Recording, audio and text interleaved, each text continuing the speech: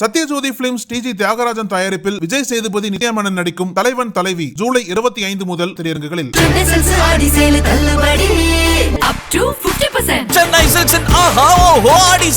தெரிக்கவிடும் காரம் நிறம் சுவையை தருகிறது. ஆச்சி மிளகாய் தூள் தெரிக்கவிடும் காரம் நிறம் சுவை. எங்க வீட்டுக்கார் பேர் மகாராஜா. அவங்களுக்கு ஜாதி சான்றிதழ் இல்ல சார். இந்த மாதிரி நீங்க போட்டு தரேன்னு சொன்னீங்க, கையெழுத்து போட்டுத்தாங்க சார். போட முடியாதுமா, உன் கேஸ்ட்ல வேணா வாங்கிக்கோ, உனக்கு வெக்கமா இல்லையா அவனோட கேட்க அப்படின்னு சொல்லி என்னை கேட்டாரு. உன்னோட கேஸ்ட்டை போட்டு அவனுக்கு தரேன், அதை வச்சு உன் பிள்ளைகளுக்கு எடுத்து படிக்க வை அப்படின்னு சொல்லி சொல்றாரு. உனக்கு வெக்கமா இல்லையா, அவனை கல்யாணம் பண்ணியிருக்க என சாதி மறுப்பு திருமணம் செய்து கொண்ட இளம் பெண்ணை அரசு அதிகாரியான தாசில்தாரை திட்டிய சம்பவம் பெரும் அதிர்ச்சியை ஏற்படுத்தியுள்ளது. தூத்துக்குடி மாவட்டம் பாரதி நகரைச் சேர்ந்தவர் மகாராஜா. இவரது மனைவி வனத்தாய். இருவரும் வெவ்வேறு சமூகத்தைச் சேர்ந்த நிலையில் சாதி மறுப்பு திருமணம் செய்து கொண்டனர். இந்த தம்பதிக்கு 2 மகள்கள் உள்ளனர். இருவரும் அருகருகே உள்ள பள்ளியில் படித்து வருகின்றனர்.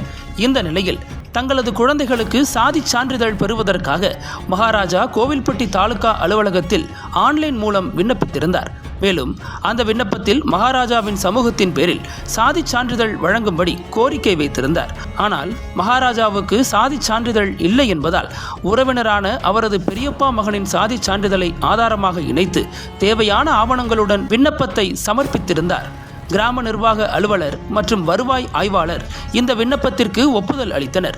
மேலும் இறுதி ஒப்புதலுக்காக தாசில்தாரை அணுகுமாறு அறிவுறுத்தியிருந்தனர். இதையடுத்து கடந்த 19ஆம் தேதி வனத்தாய் கோவில்பட்டி தாலுகா அலுவலகத்திற்கு சென்று தாசில்தார் பாலசுப்பிரமணியனிடம் தனது கோரிக்கை மனு குறித்து கேட்டிருக்கிறார். ஆனால் இது குறித்து அலட்டிக் கொள்ளாத தாசில்தார் பாலசுப்பிரமணியன் காலை 10 மணிக்கு சென்ற வனத்தாயை மதியம் வரை வெளியே காத்திருக்க வைத்திருக்கிறார். மதிய உணவு கூட சாப்பிடாமல் வெளியே காத்திருந்த வனத்தாய் பொறுமையை இழந்து மதியம் 3 மணிக்கு உள்ளே சென்று மனு குறித்து மீண்டும் கேட்டிருக்கிறார். அப்போது கலப்பு திருமணம் செஞ்சிருக்க, உனக்கு வெக்கமா இல்லையா, அதுவும் தாழ்ந்த சாதிக்காரனை திருமணம் செஞ்சிருக்க, உன் கணவர் சாதியில் குழந்தைகளுக்கு சாதி சான்றிதழ் தரமாட்டேன், வேண்டும்னா உன் சாதியில் சான்றிதழ் தரேன் என அவமதிக்கும் வகையில் பேசியதாக கூறப்படுகிறது. தாசில்தாரின் பேச்சால் வனத்தாயும் அவரது கணவர் மகாராஜாவும் கடும் மன உளைச்சலுக்கு ஆளாகி உள்ளனர். இதனைத் தொடர்ந்து மகாராஜா வனத்தாய் மற்றும் சமூக ஆர்வலர்கள் கோவில்பட்டி கோட்டாட்சியர் அலுவலகத்தை முற்றுகையிட்டு தாசில்தாரின் செயலை கண்டித்து கண்களில் கருப்பு துணி கட்டிக்கொண்டு கண்டன ஆர்ப்பாட்டத்தில் ஈடுபட்டனர். அதன் பிறகு இது தொடர்பான புகார் மனுவை கோட்டாட்சியரிடம் வழங்கினர். அதனை பெற்றுக்கொண்ட கோட்டாட்சியர் இந்த விவகாரம் தொடர்பாக உரிய நடவடிக்கை எடுப்பதாக உறுதியளித்தார். இந்திய அளவில் சாதி மறுப்பு திருமணங்கள் 10% மட்டுமே நடைபெறுகின்றன. அதிலும் குறிப்பாக தமிழ்நாட்டில் 3% மட்டுமே நடைபெறுகின்றன என 2015 நடைபெற்ற ஆய்வு ஒன்றில் கூறப்பட்டுள்ளது.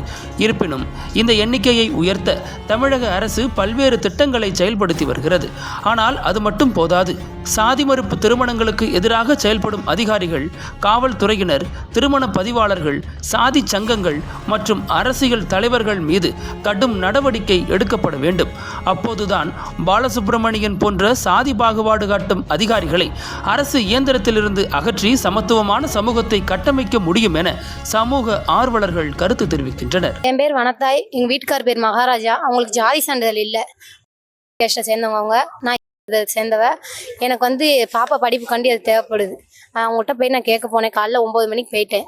போய் செத்த நேரம் உட்காரமா 1 மணி நேரம் மீட்டிங் முடிச்சுட்டு வரேன்னு போனார். 3 மணி வரைக்கும் வரல. எங்களை கூப்பிடவும் இல்லை. 3 மணிக்கு அப்புறமா நானாக எந்திரிச்சு போனேன். சார் இந்த மாதிரி நீங்கள் போட்டு தரேன்னு சொன்னீங்க, கையெழுத்து போட்டுத்தாங்க சார். போட முடியாதுமா, உன் கேஸ்ட்டில் வேணா வாங்கிக்கோ, உனக்கு வெக்கமா இல்லையா அவனோட கேட்க அப்படின்னு சொல்லி என்னை கேட்டார். கேட்டதுக்கு உன்னோட கேஸ்ட்டை போட்டு அவனுக்கு தரேன், அதை வச்சு உன் பிள்ளைகளுக்கு எடுத்து படிக்க வை அப்படின்னு சொல்லி சொல்கிறார். இவங்க படித்த சர்டிஃபிகேட் கேட்காரு. அந்த சர்டிஃபிகேட் எங்கிட்ட இல்லைன்னு தான் நாங்கள் அதை பத்திரம் வாங்கி 2 வாட்டி எழுதி வச்சோம்.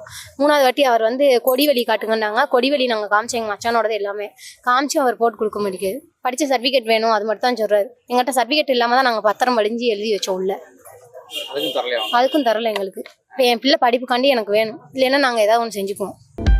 அனல் பறக்கும் செய்திகளை அப்டேட் செய்து கொள்ள நக்கீரன் களத்தை இப்பவே சப்ஸ்கிரைப் பண்ணுங்க.